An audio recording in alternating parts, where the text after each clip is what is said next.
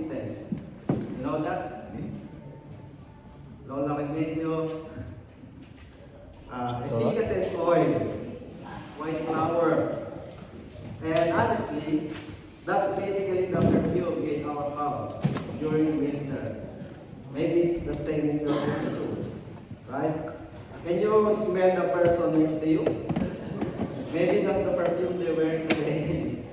Just kidding. I remember last Sunday after church, we went to Costco and my wife smelled something minty. She said, parang may efficacent oil. And she said it a little loudly. One of the staff nearby heard her and replied, white flour po. Amen. Lahat kami napatawa, pati yung staff. Okay? Now let's go to our message this morning. I want to start with a simple question. How many of you enjoy being awakened in the middle of the night? No one. No one. Right? Imagine this. It's midnight, you've had a long day, you finally fall asleep, the house is quiet, the children are sleeping. Then suddenly, someone is knocking on your door. At first you think, maybe they go away. But they keep knocking. You pull the blanket over your head, they keep knocking. You pretend you're not in home. But they keep knocking. And finally, you realize this person isn't living.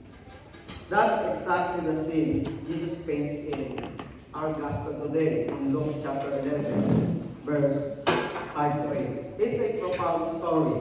And Jesus tells it immediately after teaching his disciples how to pray.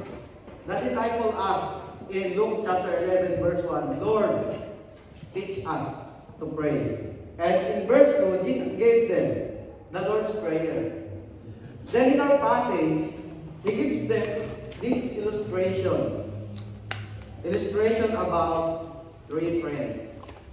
A traveler who arrives unexpectedly, a host who finds himself empty-handed, and a neighbor.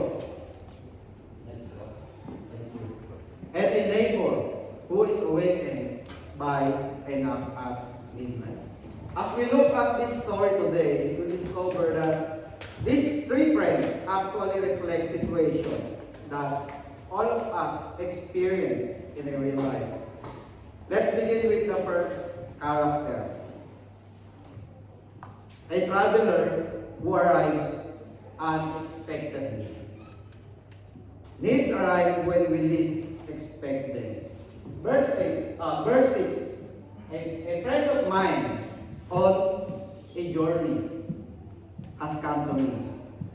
The story begins with a traveler. A man arrives late night, unexpectedly, unannounced. He arrives late night without warning. In the ancient world, hospitality was a serious responsibility. A guest wasn't simply welcomed. A guest was cared for, fed, protected, and honored. Even today, especially among Filipinos, have you noticed this? When you have visitors, we really prepare for them, right? Even the mugs, plates, spoon, and fork that are usually kept away are brought out, right? We also make sure to serve our best and even prepare our special dishes. Why? Because we want to give them the best service, right? But after the guests leave, we go back to using the usual ones again. The old plates, the cracked mugs, the ones with stains. Have you noticed that? But there is a problem in the story. The host has nothing to offer. The traveler represents life's unexpected needs. This traveler symbolizes the unexpected situations that enter our lives. Sometimes life shows up at midnight. Not literally, but suddenly, unexpectedly, without warning. Like one phone call changes everything. One doctor's appointment changes everything. One conversation changes everything. One financial emergency changes everything. One car inspection can changes everything. No, you know what? I remember my last car service and inspection. I thought it was just going to be simple change oil and basic maintenance. But when I got my car back, the mechanic said, next service will need to replace the front strut assembly because it's already leaking, the rear shock assembly because it's leaking, and so we also need a wheel alignment. Then they said they would email me the quotation for the cost. When I opened it was more than 2,000. Oh, And you know what? Since then, I've just been commuting instead. Just joking. See, life has a way of arriving at midnight. Amen? Have you ever noticed that problems never seem to schedule appointments? Bills don't call ahead. Illness doesn't ask permission. Carriers don't check your bank accounts. I've never heard someone say, my washing machine was very considerate. I waited. It waited until I had extra money before breaking. Life doesn't work that way, right? Needs often arrive unexpectedly, just like this traveler. Now, let's look at the host crisis. The host says in verse 6, I have no food to offer him. Notice something. His problem is not unwillingness. His problem is inability. He wants to help. He simply can't. And that describes many moments in our lives. Sometimes we genuinely want to solve the problem. We want to feed the guests. We want to fix the marriage, help the child, encourage the friend, lead the ministry. But we discover something uncomfortable. We don't have enough bread. We don't have enough wisdom. We don't have enough strength, not enough answer, not enough resources. The traveler exposes the host need. And often, God allows circumstances to expose ours. And suddenly we realize, I don't have enough for this moment. And that's where the tension begins. Because now, the question is not just, why did the need come? The real question is, what do you do when you don't have enough? Do you stay stuck in the situation? Do you panic and shut the door? Do you just hope the problems goes away? Or do you do something about it? And that brings us to the second character in the story. Not the traveler anymore, not the need that arrived, but the man inside the house. The one who realizes his lack and decided to go and seek help. A host who finds himself empty-handed. Faith goes looking for help. In verse 5 says, friend, lend me 3 loaves of bread. Instead of giving up, the host does something remarkable. He goes to another friend at midnight. Can you imagine how awkward this would be? The conversation probably sounded like this. The friend who said, friend, I need bread. Then his friend responded, bro, what time is it? He replied, it's midnight. Then his friend said, please come back tomorrow. He answered, I can. Then his friend asked, why? And he said, because someone showed up. Then his friend said, then feed him tomorrow. And he replied, I can do that either. The situation almost became humorous, yet the host does something right. Amen? He recognizes he cannot meet the need himself. The host represents dependent faith. This man teaches us what faith looks like. Faith begins with admitting, I don't have enough. While the world teaches self-sufficiency, the gospel teaches God's sufficiency. Amen? Then the word says, believe in yourself. Now church, the scripture says, trust in the Lord. Amen? The host understands his limitation. And because he understands this limitation, he seeks help. Many people wait until exhausted every option before they pray. Prayer becomes the plan C. After plan A failed, after plan B failed, plan C failed, and everything else failed, then they pray. Yet Jesus is teaching us something different. Prayer should not be the last resort. Amen? Prayer should be the first response.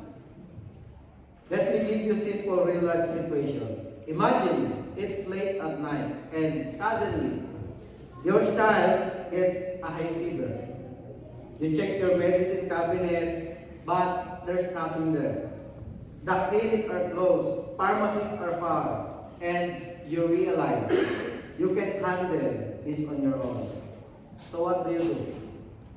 Of course, you don't sit there and hope that fever goes away. Amen?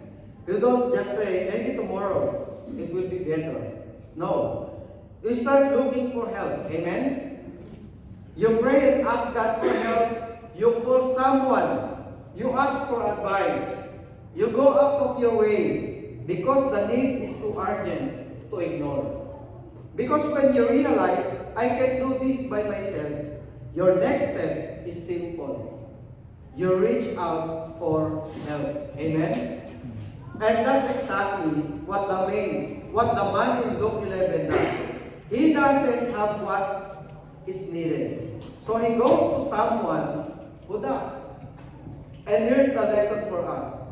Faith is not just realizing you have a need. Faith is what will you do after you realize it. Do you stay stuck in your situation? Or do you bring the need to someone who can actually help? This man in the story teaches us something simple but important. When we are lacking, the right response is not giving up. Amen? But going out and seeking help. Now, Jesus takes the story further. Because the man doesn't just go looking for help. He goes to a specific friend at a very inconvenient time. And the response he receives is not what would you normally expect. And that brings us to the third character in the story. The friend who is already inside the house, asleep, and now suddenly being disturbed at midnight. What happens when the door is already closed? But the need keeps knocking. Let's go to the point 3. A neighbor who is awakened by a knock at midnight. Bold faith refuses to quit. In verse 7, it says, don't bother me. The door is already locked, and my children and I are in bed. Now we meet the third friend, the sleepy neighbor. He's comfortable, the door is locked, their family is asleep, nobody wants to get out of bed. Especially in first century, homes where the whole family often slept together. in one room. If he gets up, everybody gets up. The children wake up, the wives wake up, the dogs start barking if they have dog, and nobody is happy. The neighbor's initial refusal, he says, "Don't bother me." This is not exactly a warm welcome, right? This is not, "Come in, friend." This is, "Go away." Yet the knocking continues. Why? Because the need remains. In verse 8, Jesus says, "I tell you, even though he will not get up and give you the bread because of friendship, yet because of your shameless audacity, he will surely get up and give you as much as you need." The phrase, shameless audacity, is powerful. It speaks of bold persistence. The host keeps knocking, not because he's rude, but because the need is real.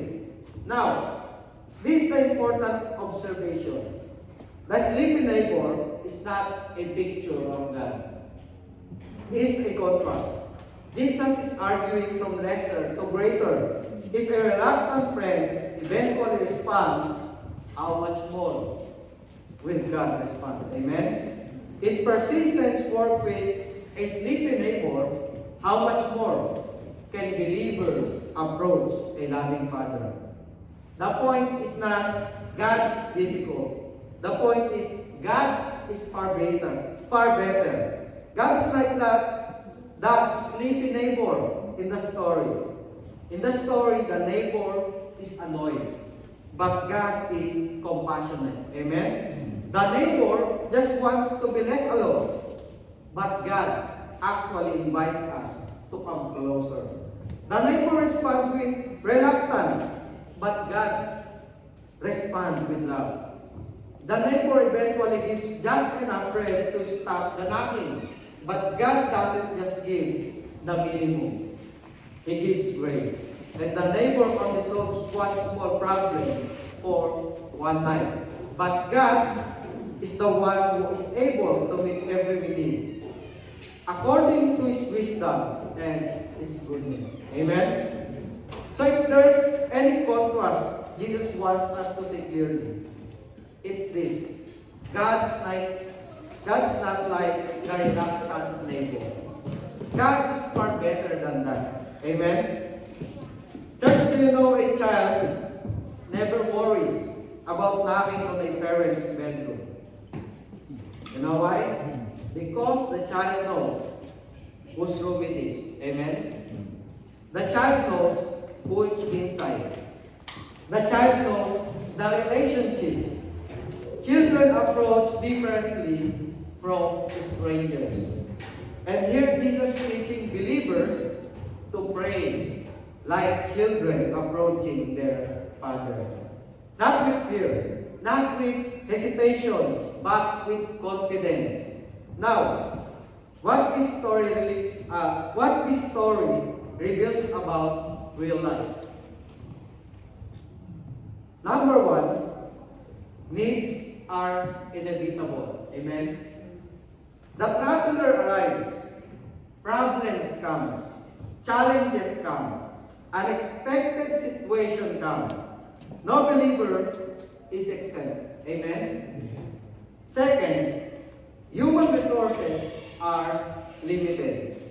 Eventually, every person discovers, I don't have enough bread. We are limited, and our God is not. Amen? Third, God invites dependence. The host may draw him to another resource. Likewise, our needs should drive us towards God. Not away from Him, but toward Him.